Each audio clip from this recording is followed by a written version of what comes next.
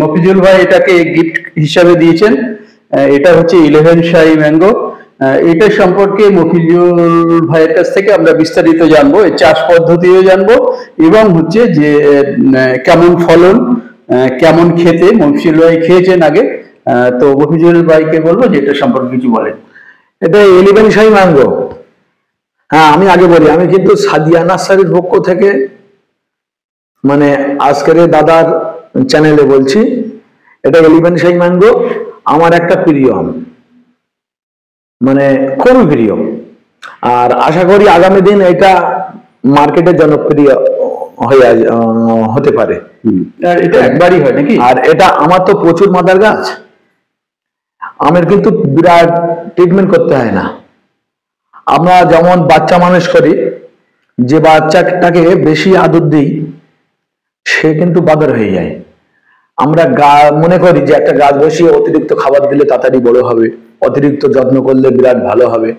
অতিরিক্ত যত্ন গাছ চায় না। আপনি ধীরে ধীরে রিল্যাক্সে গাছ যত্ন করুন, বেশি তাড়াহাবড়া করতে হবে না, বেশি খাবার দিতে হবে না। আম গাছের ক্ষেত্রে আপনারা খোলের জল দেবেন না। আর এই 11 শাহী ম্যাঙ্গো এ কিন্তু খুবই ভালো আম। দাদাকে কিন্তু এটা গিফট করলাম, আমি বাড়িতে এসে দাদাকে গিফট করে দিলাম। আর এই একটা হংসং রেড ড্রাগন চারা, এটাও গিফট করলাম দাদাকে, এই চারাটা গিফট করলাম।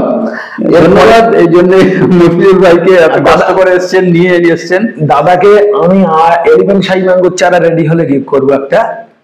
আর আপনারা যারা বুঝতে পারছেন না যে আমরা ছাদ বাগান বা জমিতে চাষ কিভাবে করব, অনেকে তো ভাবে যে আমি সুন্দর ফল বানাবো, মানে মানুষের কাছে পরিচিত হব, এরকম অনেকে ভাবে। বা এটা একটা শখ, এটা একটা শখ যে আমি ভালো জিনিস বানাবো, 5 জন আমাকে দেখে শেখুক। আপনাদের অনেক সময় আম গাছের গুটি ছোট ছোট আসার পরে গুটি ঝরে যায়। আম গাছের গুটি যখন, যেটা আমরা ছোলার দানা বলি, ছোলা বা মটর বলি, ছোট ছোট যে মটর বা ছোলা, সায়েন্টিফিক ভাষা বলি পি স্টেজ, মানে হচ্ছে মটর স্টেজ। যাই ওই সাইজের যখন আমগুলো আসবে, আম বা লেবু যে কোনো ফল, লিচু, আপনাদের কাঁঠাল, ওই সাইজ যখন আসবে আপনারা কিন্তু পেস্টিসাইড দেবেন না। মানে আমি বলছি যেটা বাংলায় বিষ তেল দেবেন না, বিষ তেল দেবেন না। বিষ তেলটা দিলে মাত্রাটা বেশি হয়ে গেলে গুটিটা বেশি ঝরে যাবে। অনেকে আবার যুক্ত দেয় আপনি ওই টাইমটায় বোরন দিন, আপনি বোরনটাও দেবেন না। বোরনটা দেওয়া ভালো, কিন্তু মাত্রা বেশি হয়ে গেলে ওই গুটিগুলো কিন্তু ঝরিয়ে দেবে, মানে গ্রোথটা রেজিস্ট হয়ে যাবে, আর পারবে না, সেই জন্য ঝরে যাবে। হ্যাঁ, আর আমি যেটা আজকে আপনাদের সামনে নিয়ে আসি, গুটি কম ঝরবে এবং গাছ গুটি বেশি ধরে রাখবে। পচা হাজা, শুকনো পচাও আছে, কিন্তু আমরা হয়তো ভাবি যে বৃষ্টির জলে পচা লাগে, না না, কিন্তু শুকনো পচাও আছে। হ্যাঁ, মানে হচ্ছে আমরা যেটা দেখেছি ড্রাই ওয়েদারে প্রখর সূর্যালোকে হচ্ছে ফাঙ্গাল ইনফেকশন বেশি হয়। হ্যাঁ, অনেকের ধারণা যে বৃষ্টি হলে বেশি হয়, হ্যাঁ, তা কিন্তু নয়। কিছু কিছু স্পেসিফিক ফাঙ্গাস আছে যারা হচ্ছে প্রখর সূর্যালোকে অ্যাক্টিভ হয়। হ্যাঁ, তো যাই হোক, ওই টাইমটা আপনারা অ্যামিস্টার টপ, মানে ইন্ডিয়ান অ্যামিস্টার টপ কিন্তু দু রকম হয়, একটা বাংলাদেশি আর একটা ইন্ডিয়ান। ইন্ডিয়ানেরটা সব থেকে ভালো, একটু দাম বেশি। আপনারা ইন্ডিয়ান অ্যামিস্টার টপ যে কোনো ফাঙ্গিসাইড পেস্টিসাইডের দোকানে যেয়ে বললে আপনারা পেয়ে যাবেন। ওই যে মটর দানা ছোট গুটি, 1 লিটার জলে 1 ml অ্যামিস্টার টপ ভালো করে গুলে আপনারা স্প্রে করে দিন। তাহলে আপনাদের শুকনো পচা হাজা এবং বৃষ্টিতে পচা হাজা যেটা সমস্যা, ওই রোগটা প্রতিরোধ করে দেবে। অ্যামিস্টার টপ মানে সব থেকে হাই, পচা হাজার হাই একটা ওষুধ, এবং ওটা কিন্তু ভিটামিনের একটা ভালো কাজ করে। অনেকে বলে আমি তো ফাঙ্গিসাইড সাপ দিয়েছি, আর সাপের বাবা, মানে সাপ মনে করেন একটা প্রাইমারি স্কুল টিচার, আর অ্যামিস্টার মনে করেন একটা কলেজের প্রিন্সিপাল। হ্যাঁ, কলেজের প্রিন্সিপাল। তাই আমি বলছি আপনারা অ্যামিস্টার টপ ব্যবহার করবেন।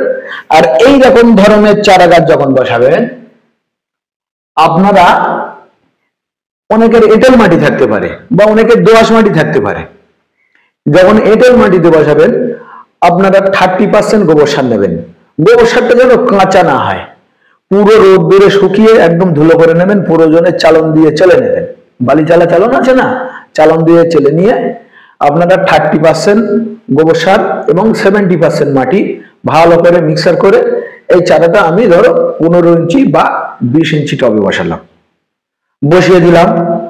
বসিয়ে দেওয়ার পরে একে খোল জল দেবেন না, খোল জল দিলে কি হয় শোনেন, এই আমের চারায় যখন জল কম পায় এই পাতার আগাটা কিন্তু পোড়া শুরু হয়, এই পর্যন্ত পুড়ে গেল। আর তারপরে আমার আরো 2 দিন জল দেওয়া হলো না, পুরো পুড়ে গেল, গাছটা আস্তে আস্তে মরে যাবে। এটা কিন্তু জল না দিলে এই অবস্থা হয়। আর জল আমি ঠিকঠাক দিলাম, কিন্তু খোল জল দিলাম বেশি করে, সেও কিন্তু আগার থেকে ফুটতে ফুটতে ফুটতে ফুটতে গাছটা মারা যাবে। আপনারা দয়া করে নিম খোল, শস্যের খোল, বাদাম খোল জল বা ডাইরেক্ট খোল আম গাছের পক্ষে দেবেন না। ওগুলো ফুল গাছ বা বিভিন্ন অন্য গাছে দেবেন, আম গাছে দেবেন না। আম গাছের খাবার, আম গাছের খাবার আপনারা ভালো কোম্পানির মানে জৈব সার, ভালো কোম্পানির জৈব সার বা এখন হাড়ের গুঁড়ো, শিংকুচি, চামড়ার গুঁড়ো যেগুলো পাওয়া যায়, বন্ডাস, এগুলো আপনারা অল্প অল্প ব্যবহার করেন। আর যদি কেউ মনে করে যে আমি রাসায়নিক ব্যবহার করব, তাদের জন্য আমি বলছি ভালো একটা রাসায়নিক এখন টাটা বার করেছে, ধর্বি গোল্ড। আপনি নাম জৈব মিক্সড আছে, মানে ওটা কিন্তু ধর্বি গোল্ডটা তৈরি হয়েছে, টাটা বার করেছে। ওটা কিন্তু আয়রন মানে লোহার গুঁড়ো একটু বেশি আছে ওতে, লোহার গুঁড়ো। আপনারা যে কোনো দোকানে ধর্বি গোল্ড পেয়ে যাবেন এবং ইন্টারনেটে আপনারা সার্চ করলে পেয়ে যাবেন, বা ইউটিউব চ্যানেল ধর্বি গোল্ড হিন্দি ইউটিউব চ্যানেল আছে, আপনারা মানে চ্যানেল দেখে মোবাইলে অর্ডার করলে অনলাইনে আপনার বাড়ি ধর্বি গোল্ড পৌঁছে যাবে। আচ্ছা, ধর্বি গোল্ড কিন্তু শুধু ধর্বি গোল্ড আমি যদি গাছের গোড়ায় দিই তাহলে কিন্তু কাজ হবে না। ধর্বি গোল্ডের সঙ্গে আরো মানে রাসায়নিক মানে রাসায়নিক বলেন আর অর্গানিক বলেন, আপনাকে একটা দিতে হবে, মানে গোবর সার। আপনারা ধর্বি গোল্ড মনে করেন এই গাছটা আমার এটা 8 আছে, 8 ইঞ্চিতে আছে। ধর্বি গোল্ড আমি 10টা দানা দেবো, গুনে গুনে 10টা দানা দেবো। এটা যদি 20 ইঞ্চিতে থাকে, ধর্বি গোল্ড আমি 40টা দানা দেবো গুনে গুনে, বা 2 চামচ দিলাম ধর্বি গোল্ড। তাহলে এই ধর্বি গোল্ড কাজ কিভাবে করে? ধর্বি গোল্ড কিন্তু একা কাজ করতে পারে না, ওকে কাজ করাতে হলে তাহলে আর একটা নাইট্রোজেন দিতে হবে।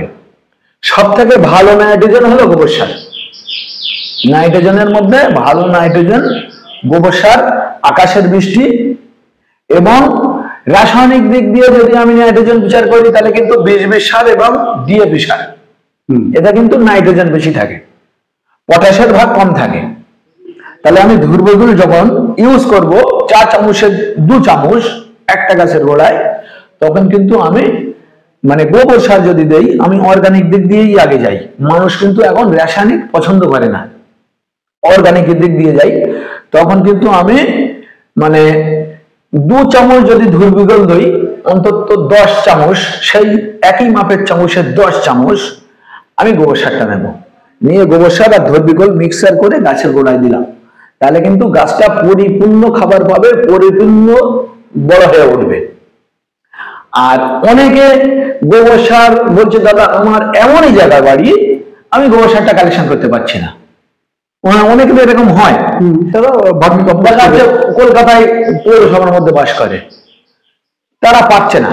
আচ্ছা, ভার্মি কম্পোস্টের ক্ষেত্রে আমি আবার বলি, ভার্মি কম্পোস্ট আপনারা যেটা পোল্ট্রি লিটার দিয়ে তৈরি হয় ওটা ব্যবহার করবেন না। পোল্ট্রি লিটার দিয়ে তৈরি হলে আপনাদের 50 কিলোর বস্তা 350, 400, 500 টাকা নেবে। এত কম দামি ভার্মি কম্পোস্ট আপনারা ব্যবহার করবেন না। ওই ভার্মি কম্পোস্টার আছে কাঠগুলো, মুরগির পায়খানা, চিটে ফল বা মাটির গুঁড়ো। আপনারা সবসময় ব্যবহার করবেন যে ভার্মি কম্পোস্ট পাতা পচা বা গোবর সার দিয়ে তৈরি, ওই ভার্মি কম্পোস্টটা আপনারা ব্যবহার করবেন। আর গাছের পরিচর্যার বিষয় দাদাকে ফোন করবেন। দাদা তো আগে সার্ভিস করতো, যাই হোক আমি বৈজ্ঞানিকও বলতে পারি, গাছের বড় ডাক্তার বলতে পারি। আর আমি কিন্তু বৈজ্ঞানিক না, গাছের বড় ডাক্তার না। আমি যেটুকু বললাম আপনাদের সামনে, আমি প্র্যাকটিক্যালে করেছি যেটা, সেটাই আপনাদের সামনে তুলে ধরলাম। দাদা কিছু বলেন। আমি একটু সংযোজন করব। ভাই যেটা বলেছেন যে অ্যামিস্টার ব্যবহার করতে নিঃসন্দেহে করবেন, তো টাইমিংটা বলেনি।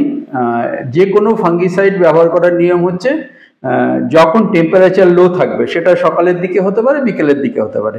প্রখর সূর্যালোকের সময় কোনো ফাঙ্গিসাইড বা পেস্টিসাইড ব্যবহার করবেন না গাছের জন্য, এটা একটা দিক। আর একটা দিক হচ্ছে, সেটা হচ্ছে যে ভাই বলেছেন যে 70% মাটি আর 30% হচ্ছে গোবর সার, এটাও ঠিক আছে। কিন্তু আপনারা যেটা করেন, বালি ব্যবহার করেন, কোনো বালি কিন্তু ব্যবহার করবেন না। বালি ব্যবহার করলে যে ভাই যে কথাটা বলছিল যে পাতার এই আগাটা পুড়ে যায়, কিনারাটা পুড়ে যায়, সেটা কিন্তু বালির জন্য হতে পারে। আবার হচ্ছে গায়ে দেখবেন ফেটে ফেটে আঠা বের হয়, সেটা হচ্ছে বালির জন্য হয়। তাই মাটিতে গাছ তৈরির যে মাটি করবেন, তার মধ্যে কখনো বালি ব্যবহার করবেন না, যে যা বলুক। আর দ্বিতীয় জিনিস আর একটা আপনারা করতে পারেন, যেটা ভাই এড়িয়ে গেছে, সেটা হচ্ছে ট্রাইকোডার্মা আর সিউডোমোনাস, এই দুটো 4 চামচের 1 চামচ করে গাছের গোড়ায় দিয়ে দেবেন। তাহলে হচ্ছে আপনি যে ভার্মি কম্পোস্ট বলুন বা গোবর সার দিলেন, সেটা হচ্ছে প্রপার ইউটিলাইজ হবে, আপনার গাছে কোনো ফাঙ্গাল ইনফেকশন হবে না, ব্যাকটেরিয়াল ইনফেকশন হবে না। তো সেই ট্রাইকোডার্মা, সিউডোমোনাস মেশানো ভার্মি কম্পোস্ট আমরা তৈরির একটা প্ল্যান নিয়েছি। অদূর ভবিষ্যতে আপনাদের সেটা আমরা দিতে পারবো।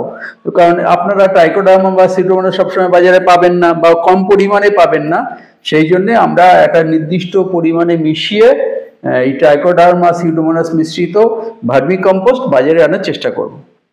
আর সবশেষে যেটা বলি যে ওই আমরা আগে একটু বলেছি ভিডিওতে, লাস্ট আবার টানছি যে এই আমটি মুর্শিদাবাদ থেকে এক ভদ্রলোক পাঠিয়েছেন, যেটা আমটা বাইরের দিক থেকে প্রচন্ড শক্ত, ভিতরের দিকে প্রচন্ড নরম, জুসি, দুর্দান্ত কালার, কিপিং কোয়ালিটি খুব ভালো। আর ভাই আগে এই আম খেয়েই বলেছে TSS 22 হবে, এবং প্র্যাকটিক্যালি ভাইয়ের কতটা অভিজ্ঞতা যে আমরা যেই মাপলাম তখন 22ই কিন্তু দেখালো, মানে 21+ দেখালো, তার মানে পুরোপুরি পাকেনি, পাকলে সেটা 22-এ নিঃসন্দেহে যাবে। প্রচন্ড মিষ্টি আম, দুর্দান্ত একটা ফ্লেভার আছে। এই গাছের চারা পরবর্তীকালে আপনারা পাবেন, কারণ আমরা এটা পরীক্ষামূলকভাবে আগে দেখে নিলাম। ভাইও সেটা বিষয়ে একমত যে গাছ যতক্ষণ পর্যন্ত ইলিং কন্ডিশনে না আসে, মানে ফল না হয়, ততক্ষণ পর্যন্ত সেই গাছ থেকে মাল্টিপ্লাই করা উচিত না। আর ওই লোকে বললো যে দারুণ মিষ্টি, সেটা বললে হবে না, নিজে মুখে খেয়ে দেখতে হবে। ঠিক ঠিক, লোকের মুখে ঝাল খেলে হবে না। কেউ বললো যে খুব মিষ্টি, মানে কেউ ইউটিউবে, বিশেষ করে ইউটিউবাররা এসে খেয়ে বললো দুর্দান্ত মিষ্টি, আপনি বিশ্বাস করে গেলেন। আমাকে একজন প্রশ্ন করেছিলেন যে আপনি যখন ফ্রুট টেস্ট করান, তখন ইউটিউবারকে দিয়ে না করিয়ে কোনো নার্সারির মালিককে দিয়ে কেন করান? কারণ নার্সারির মালিকরা ভুক্তভোগী, তারা যেটা বলবে সত্যি বলবে, কিন্তু ইউটিউবার সত্যি বলবে না। তো সেই জন্যে আমি এর আগে নিশা নার্সারিকে দিয়ে সুরঙ্গনা টেস্ট করিয়েছিলাম, আপনারা অনেকে অভিযোগ জানিয়েছেন। আর আমি কেন নিশা নার্সারিকে দিয়ে করিয়েছিলাম, কেন সাদিয়া নার্সারিকে দিয়ে করাচ্ছি, সেটা হচ্ছে এরা হচ্ছে প্র্যাকটিক্যাল দিকটা বোঝে, এবং হচ্ছে এটার মাল্টিপ্লিকেশন করা সম্ভব কিনা, এটা বাজারে চলবে কিনা, সেই পরামর্শটা দিতে পারবে, যেটা কোনো ইউটিউবার দিতে পারবে না। যাই হোক, আপনারা এতক্ষণ আমাদের সঙ্গে থাকার জন্য অনেক ধন্যবাদ। আর বিশ্বাস নার্সারি এবং সাদিয়া নার্সারির তরফ থেকে আপনাদের সবাইকে শুভেচ্ছা এবং নমস্কার রইল। নমস্কার। আজ এখানে রাখছি, দেখা হবে পরে আরেকটা ভিডিওতে।